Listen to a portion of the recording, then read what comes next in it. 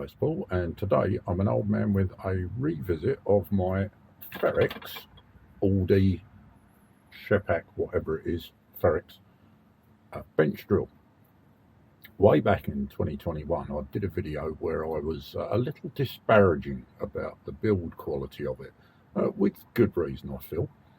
At the time I resolved an issue with the motor mount and adjustment and the drive belt adjustment, but I was complaining about the amount of play in the spindle or quill shaft. This bit that goes up and down was moving backwards and forwards. As a result of the original video, I had a couple of comments that said it is actually possible to adjust the quill shaft and improve the overall working.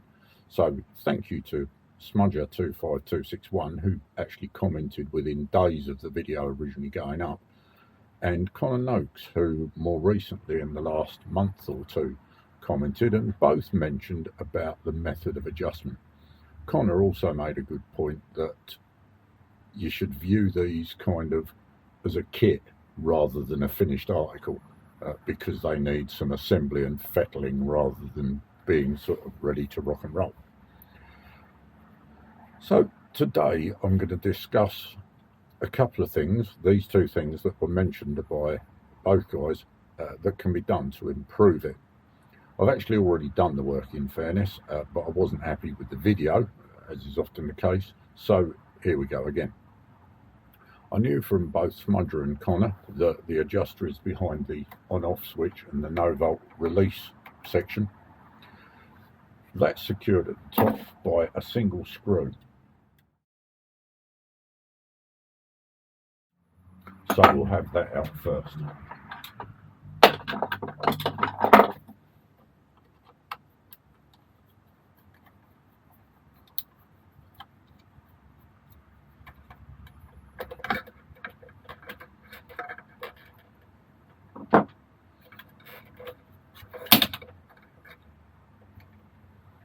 Okay, so that's out the way and moved to the side, and I can actually see the adjuster down here.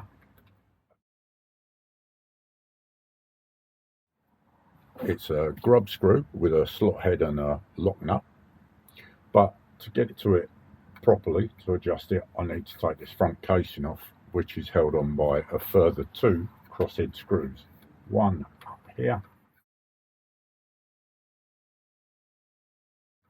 and one down here.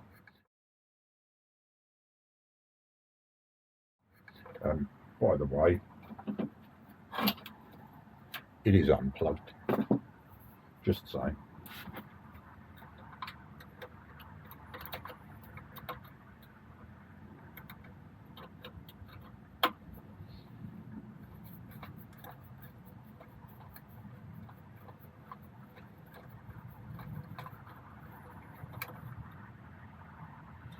One out.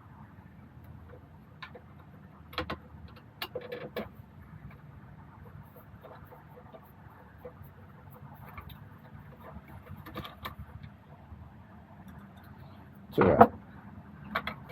And now I can move the casing out the way. And here's the adjuster.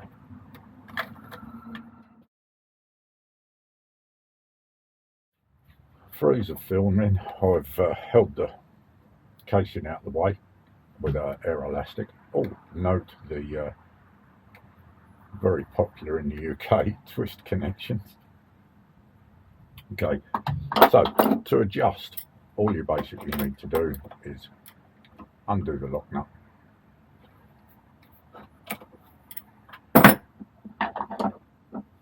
and screw the adjustment screw in or out. Now, while I'm on the subject of that, when I took the adjustment screw out originally, I found that the end was completely squared off, and what was happening is, as I screwed it in, it was clamping down onto the spindle, but it was actually scoring a groove, like gouging a groove into the spindle. I'll take a bit of footage out of the original video and you can see it. What it actually does if you tighten it too much is it tries to chew a lump out of the aluminium coil shaft, which is not great. So what I have done is I've ground a tiny little bevel around the outside and then polished it up with a bit of emery.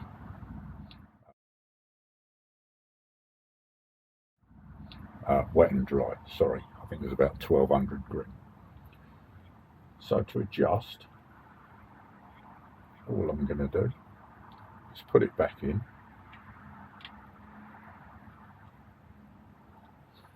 and at the moment I don't think you'll see this on the video, but it's rocking backwards and forwards quite significantly. You're more likely to see the whole drill rocking backwards and forwards because I've not actually got it clamped down at the moment, but it does rock. So I'm going to tighten it up.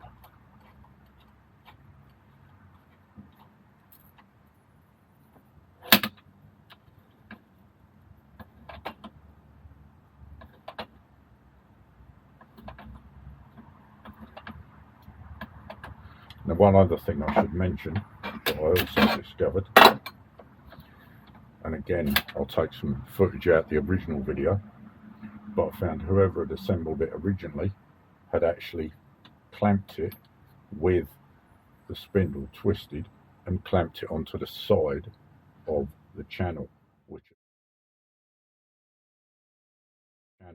which had actually damaged it. But I'd obviously realised I'd done it and cleaned it up because there were no sharp edges on it. So just mention that, it's worth a look.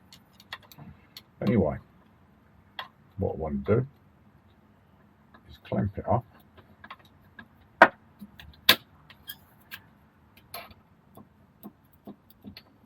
needs to go in a long way further than that. This guard's a pain.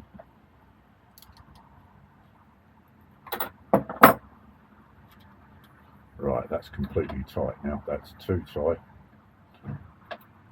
I can still move it, but it won't fly back on its own. So all I'm going to do is just loosen it enough for the lever to go back on its own.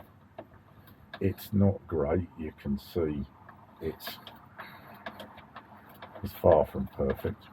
But what I'm hoping is that as I tighten it up, it's going to pull back on the threads a little bit and just take off that last tiny bit of adjustment. Yeah, that's a bit better. Still not great, but that will bed in time. And what I found again was it's tight at the ends and not tight in the middle. So the shaft obviously isn't machined all that perfectly. So again, Chinesium.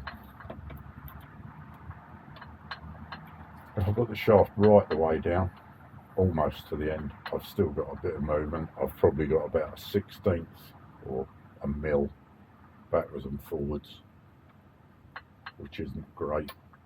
Nothing side to side. If I put it hard down, it kind of centers itself up. And once it's more than about halfway up, it's okay. Once I get it to the end, that's pretty much solid again. Probably get a tiny little bit more on it.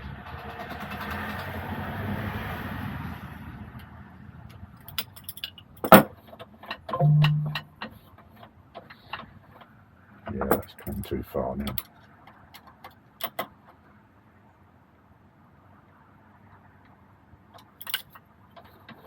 Yep, that's it. So I'm going to leave it at that.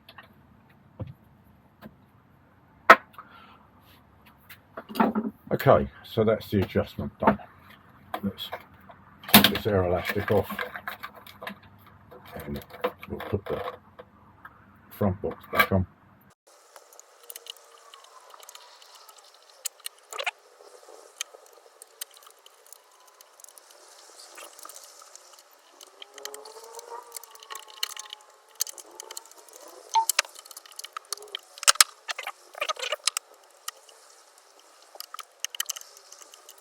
And that's that done.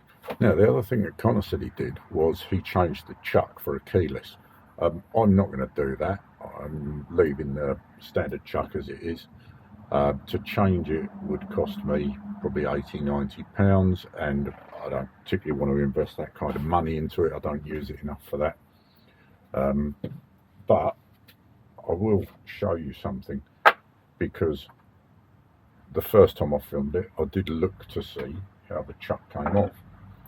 Now, I assumed that it was going to be a cheap, nasty, screw-on UNF chuck, pretty much the same as you'd get on a battery drill, cordless drill. And what you'd normally do with that is you look up inside the chuck and you look for a securing screw. You undo the securing screw, you take it off, and what you can do is, if you get a big enough Allen key and put it in the chuck, just tighten it up. Doesn't have to be particularly tight. Give it a few taps.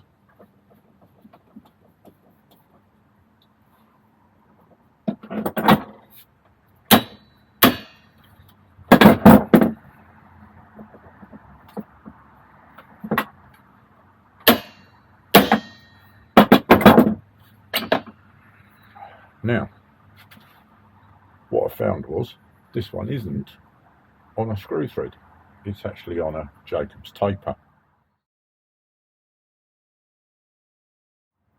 That said, despite the fact the shaft is a Jacob's taper, if I look in the top, the shaft looks like looks like it's got about the strength of a piece of wet rhubarb.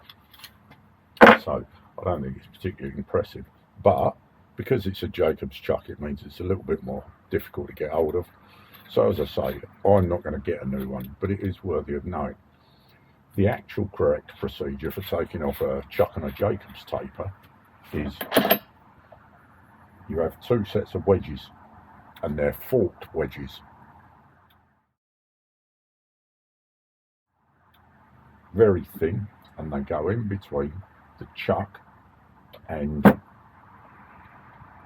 the bottom of the spindle, and you tap them together, and that forces the chuck downwards and off.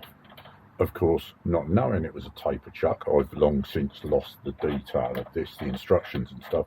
Not knowing that it was a Jacob's chuck, I had no clue. I just, like I said, assumed it was a UNF screw-on. But it's worth knowing. What I have done, in the description, I'll put some links to a website called MSC that gives a lot of information on Jacob's tapers and Morse tapers and Jacob's chucks. So if you want any information on a Jacob's chuck or a Jacob's taper, have a look at that. I've got no connection to them. I just found them while I was searching on the internet to find a bit of information to pass on to you. So there you go. I'm just going to put mine back on rather than replace it. Pull the jaws back out the way, give it a tap to seat it, and that'll be fine. As I put pressure on it, it will secure itself. Now I can put the jaws back out and we're good to go. So there we are, fettling done. I now have a supreme quality machine. Well, I don't, but it's much better than it was. Hope that's helped. Questions and comments welcome as always. Thanks for watching. See you in the next one. Bye.